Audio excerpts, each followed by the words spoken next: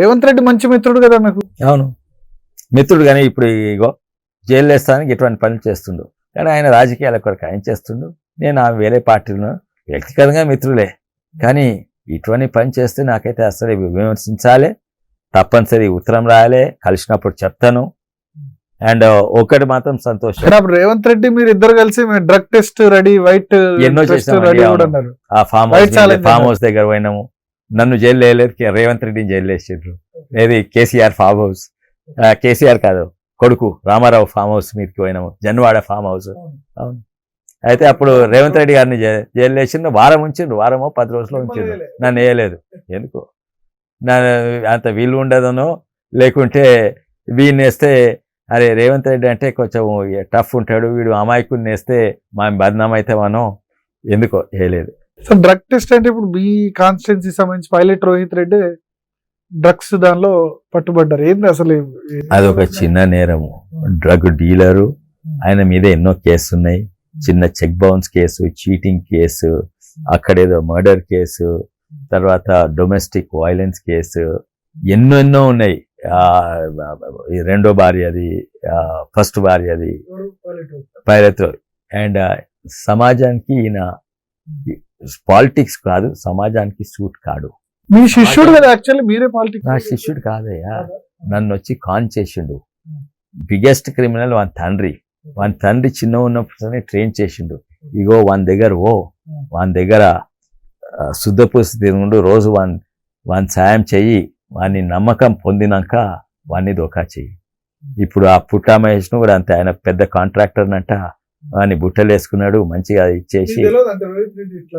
తెలియదు, నాకు తెలియదు. అండ్ నాకు ఒక్కటే కోపం, కొందరు ఆయనకు తెలిసిన వాళ్ళు కూడా నన్ను వాన్ చేయలేదు. ఫస్ట్ నీ కాన్ఫిడెన్స్ తీసుకుంటా, నీ కాన్ఫిడెన్స్ వచ్చాక ఇంకా నేను దొరక అట్లా. అయితే అట్లా వాని ట్రైనింగ్ అట్లా అనమాట, కాన్వెంట్ ట్రైనింగ్ వాని తండ్రి ఇచ్చిండు, వాని తమ్ముడు కూడా అంతే. అప్పుడు బీజేపీతో కూడా టచ్ లోకి వచ్చారు ఫామ్ హౌస్ దానిలో. యాక్చువల్లీ టచ్ లోకి వచ్చినప్పుడే కేసీఆర్ పసిగట్టి ఆయన్ని బెదిరించి చేశారు అంటారు. అది కేసీఆర్ ఆనిముత్యం కదా, ఇప్పుడు ఏమైనా సిగ్గుంటే సస్పెండ్ చేయాలి. ఇంత కాడికి వచ్చినాక సస్పెండ్ కాదు, టెర్మినేట్ తీసేయాలి. ఏదో టెంపరీ సస్పెన్షన్ చేసిందట. ఎందుకంటే ఇగో ఈ నోట్బుక్లలో ఉన్నాయి, నేను చూపెట్టామంటే చూపెట్టా. ఈ పంప్లల్లా, ఈ వాళ్ళల్లా కేటీఆర్కు ఈ కంపెనీ, ఈ మేనేజర్ ద్వారా ఇంత కమిషన్ వచ్చింది. ఇందులో నేను చూపెట్టమంటే నాకు 5 minutes ఇస్తే డెవలప్ చూపెడతాను, నంబర్లు కూడా చూపెడతాను. ఉందా అంటే వేరే లింక్స్ ఏమైనా ఉన్నాయా వీళ్ళకి? వేరే 200% లింక్స్ ఉన్నాయి, అన్ని డర్టీ లింక్స్. అండ్ అంటే ఎట్లా కేదార్ అనేదో అంటారు కదా, కేదార్ లాస్ట్కు కేటీ రామారావే నాకు చెప్పిండు, నువ్వు పోతావు, నా మీద కోపం ఉన్నావు, నాకు నీ మీద కోపం ఉంది, కానీ అన్న వన్ థింగ్ ఏమైనా కానీ నువ్వు నీ పిల్లలను రోహిత్ రెడ్డికి దూరం ఉంచవని అని మంచి అడ్వైజ్ ఇచ్చింది కదా. నీకు తెలియదు ఏం చేస్తుండో అప్పుడు పోయేటప్పుడు లాస్ట్ వర్డ్స్ అదే. కానీ నేను ఇటు వచ్చినాక ఆయన దగ్గర తీసుకున్నాడు రోహిత్ రెడ్డి. అయితే ఆయన ఇంటర్నేషనల్ హవాలా ఎన్నెన్నో ఉన్నాయి. సరే, ఇప్పుడు కవిత కొత్త పార్టీ పెట్టింది. సో ఆమె బీజేపీ ఎంపీలు ఏం చేస్తున్నారు? తేజస్వి సూర్య ఇండియా పాకిస్తాన్ మాట్లాడితే 8 మంది ఎంపీలు ఉండి 8 పైసలు కూడా తీసుకురాలేదు తెలంగాణకు అంటున్నారు. ఆమెకి ఏం తెలిసి ఏదో ఇప్పుడు ఓబీసీని పట్టుకున్నది, అవకాశవాది, ఏదో అవకాశం ఉంటే ఏదో మాట్లాడాలని న్యూస్ ఉండాలి, పైసలు బోలెడు ఉన్నాయి. మొన్ననే ఒప్పందం అయింది, మళ్ళా చీట్ చేసింది, ఫ్యామిలీ ఒప్పందం అయింది నాకు తెలిసినంత వరకు. ఏంటంటే అప్పుడన్నా నేను టీఆర్ఎస్ పార్టీ తీసి బీఆర్ఎస్ చేసింది కదా, ఇప్పుడు టీఆర్ఎస్ ఫ్రీ ఉంది, నేను తెలంగాణ రాష్ట్ర సమితి పార్టీ నేను పెడతా అన్నది. అయితే నేను అనుకుంటా వాళ్ళకి భయం మొదలైంది, ఆయనతో ఓట్ స్ప్లిట్ అవుతాయి కదా. అయితే పిలిచి ఫ్యామిలీ ఒప్పందం అయినట్టుంది, 300-400 కోట్లు ఇచ్చినట్టున్నది. అయితే మేము ఒప్పుకున్నట్టున్నది. అందుకే ఈయన మళ్ళా నేను జాగృతి పెడతా అన్నది, మళ్ళా ఎప్పుడు 2-3 వారాల కింద. అండ్ సెటిల్మెంట్ అయినట్టు, ఇంటర్నల్ ఫ్యామిలీ సెటిల్మెంట్. కానీ ఈమెకు తక్కువ తెలివి ఉందా? ఆ సెటిల్మెంట్ అయింది, పైసలు తీసుకొచ్చింది, బయటికి పెట్టింది. ఇప్పుడు మళ్ళీ టీఆర్ఎస్ పెడతా అట్లా అక్కడ చెప్పదెబ్బ తగిలింది. టీఆర్ఎస్ అంటే తెలంగాణ రాష్ట్ర సమితి కాదు, ఇంకేదో టీఆర్ఎస్, తెలంగాణ రాష్ట్ర సేన. అయితే పెడుతుంది. కేసీఆర్ ఎక్కువ తిట్టినామే, మరమనిషి కేసీఆర్ చుట్టుపక్కల. నేను చూసిన వాటిలో కేసీఆర్ కాదు, కేసీఆర్ చుట్టుపక్కల పెట్టింది. కేసీఆర్ మరమనిషి అయిపోయినాడు, ఆయన రావట్లేదు. ఇదివరకు ఉద్యమంలో ఉన్న కేసీఆర్ కాదు, ఉద్యమంలో ఉన్న కేసీఆర్ కాదు, ఇప్పుడు ఆయన చుట్టూ బందీ అయిపోయినాడు. అదే అదే తిట్టుడు కాదు, చుట్టూ వాళ్ళని తిట్టినట్టు చుట్టూ వాళ్ళని కొంచెం సరైన వాస్తవమైనా చుట్టూ బందీనా లేకపోతే ఆయన స్వతహాగా అట్లనా? ఆయన స్వదాగా ఇది స్వదాగా వెనకట ఉన్న ఆయన హరీష్ రావు మంచి కాంబినేషనే. కొడుకు బిడ్డ వచ్చి వాళ్ళకి పైసల పిచ్చి ఎక్కువ, ఆస్తుల పిచ్చి ఎక్కువ, రియల్ ఎస్టేట్ పిచ్చి ఎక్కువ, ఇవన్నీ తీసుకొని నాశనం, అహంకారం ఎక్కువ. ఎందుకంటే ఫ్రీగా వచ్చింది.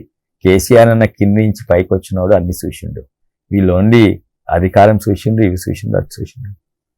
భారతీయ జనతా పార్టీలో హ్యాపీగా ఉన్నారా? మీరే అన్నారు తక్కువ మర్యాద దొరుకుతుంది భారతీయ జనతా పార్టీలో. నాకు మర్యాద అవసరం లేదండి, నాకు వాస్తవంగా మాట్లాడుతాను, నేను మంచిగా మాట్లాడవచ్చు, ఏమంటే అది మాట్లాడవచ్చు. ఇంకోటి నాకు ప్రత్యేకంగా ఏంటంటే చాలా ఫ్రీడమ్. నేను కొందరు వెనక ముందు కావాలి, నాకు ప్రత్యేకంగా వ్యక్తిగత నేను కిషన్ రెడ్డి గారి ముందరైనా చంద్రశేఖర్ జీ ఉన్నట్టు మాట్లాడవచ్చు, వాళ్ళు తప్పు పట్టరు, ఎందుకంటే వీడు కరెక్ట్ మాట్లాడుతున్నారు. అది ఇక్కడనే ఫుట్బాల్ గిఫ్ట్ ఇచ్చారంటారు మీరు, నన్ను ఫుట్బాల్ ఆడుతున్నారు ఇక్కడ జాయిన్ అయిన తర్వాత భారతీయ జనతా పార్టీలో. నేను రేవంత్ రెడ్డి గారితో ఎట్లా ఫుట్బాల్ ఆడాలని తెలిసిలా, ఎందుకంటే రేవంత్ రెడ్డి గారు చాలా తెలివిగాడు, ఫుట్బాల్ మంచిగా ఆడతాడు. మన ఎలక్షన్ మనతోటి ఫుట్బాల్ ఆడుకుంటాడు, మనం రేవంత్ రెడ్డితో ఫుట్బాల్ ఆడుకోవాలి. కానీ పాత కొత్త ఇష్యూస్ ఉన్నట్టు వికారాబాద్ అన్ని దగ్గర ఉంటాయండి. చేవెళ్ళ పార్లమెంట్ లో వికారాబాద్ సెగ్మెంట్ లో వికారాబాద్ కాదు, పాత కొత్త అని అంతటి ఉంటది, అంత తప్పేం లేదు. పాత చేస్తలేరు, మీతో ఏదో గొడవ పెట్టుకుంటున్నారు అని కాదండి, డిఫరెన్సెస్ చాలా ఉంటాయి. కొన్ని పాత కొత్త అని, కొన్ని మీరు ఉత్తర తెలంగాణ, మీరు కరీంనగర్ వాళ్ళు, నేను ఇది ఎన్నో ఎన్నో ఉంటాయి, అన్ని పార్టీలు ఉంటాయి. ఎంపీలు యూజ్ చేస్తున్నారు, బండి సంజయ్ మంచిగా యూజ్ చేస్తాడు, ఈటల రాజేందర్ నుంచి అది అరవింద్ అయితే పైల్వాన్, రఘునందన్ స్టేట్ పార్టీ చేయట్లేదు. As organisation that's the main లోపం మన దగ్గర. ఇవన్నీ వేరే పార్టీల కంటే తక్కువ ఉంటాయి.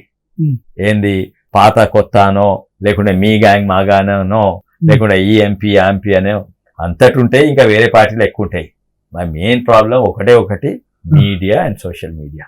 కానీ ఈ చెప్పరు ఏంటంటే ప్రతి రైతు కుటుంబానికి 1,20,000 ప్రతి ఏడాది ఇస్తున్నారు. కానీ రేవంత్ రెడ్డి గారు గుడి వెళ్తే మీడియాలో వస్తుంది. కవిత అంటుంది, మీరే అన్నారు ఇప్పుడు, కవిత ఏది ఎంపీ ఏం చేస్తలేరని. ఇవన్నీ ప్రచారం చేసుకో, అదే media and social media is ఆ లోపం. మీ పంచాయతీ గానీ మున్సిపల్ ఎలక్షన్ రిజల్ట్ అంత బాగా వచ్చినట్లేదు చేవెళ్ళ పార్లమెంట్ ఇంతకుముందు కంటే. ఒక సర్పంచ్ మున్సిపాలిటీ రాలే కదా, మున్సిపాలిటీ కూడా మంచిదే వచ్చినాయి. మున్సిపల్ ఒకటి అంటే మొత్తం మున్సిపాలిటీ కాదు, కౌన్సిలర్స్ ఎక్కువ వచ్చిండ్రు. ఒక కౌన్సిలర్ మీద 4 కౌన్సిలర్లు. తాండూరులో కరెక్ట్, వికారాబాద్ లో కొంచెం ప్రాబ్లం ఉండే, బట్ వికారాబాద్ అంటే వికారాబాద్ అసెంబ్లీలా. తాండూరులో పరిగిలా ముదలు 0 ఉండే, ఇప్పుడు కూడా 0 ఉన్నాయి. తాండూరులో పెరిగొద్దుంటే పెరగలేదు, వికారాబాద్ లో పెరిగినాయి.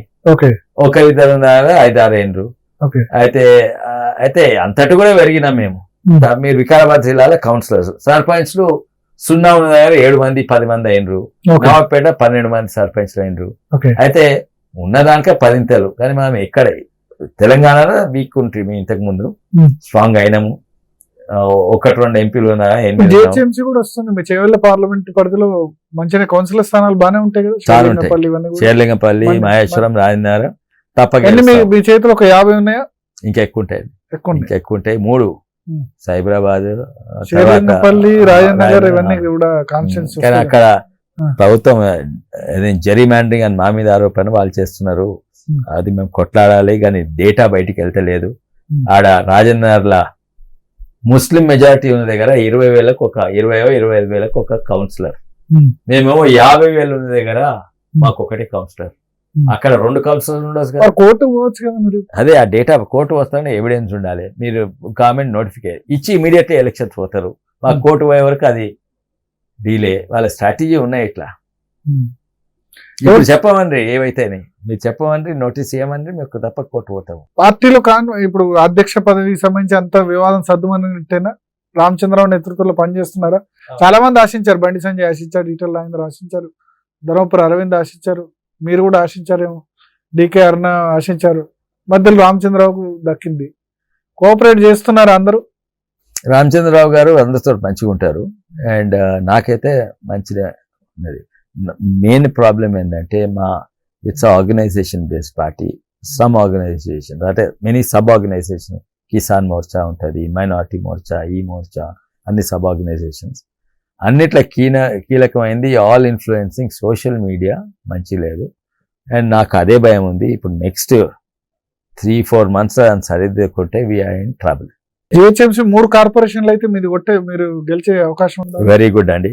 ఇక్కడ ఈ రాజేందర్నే ఇట్లా జెరీమాండరింగ్ సరిహద్దులు ఎట్లా దించిందంటే మొత్తము తీసుకొని అసదుద్దీన్ చేతిలో పెట్టేటట్టున్నారు. అయితే అసదుద్దీన్కు మాకు ఒక్క కోఆపరేటర్ అయితే అసదుద్దీన్కు 2 కోఆపరేటర్లు అయ్యేటట్టు. అయితే తప్పనిసరి కొట్లాడతాము.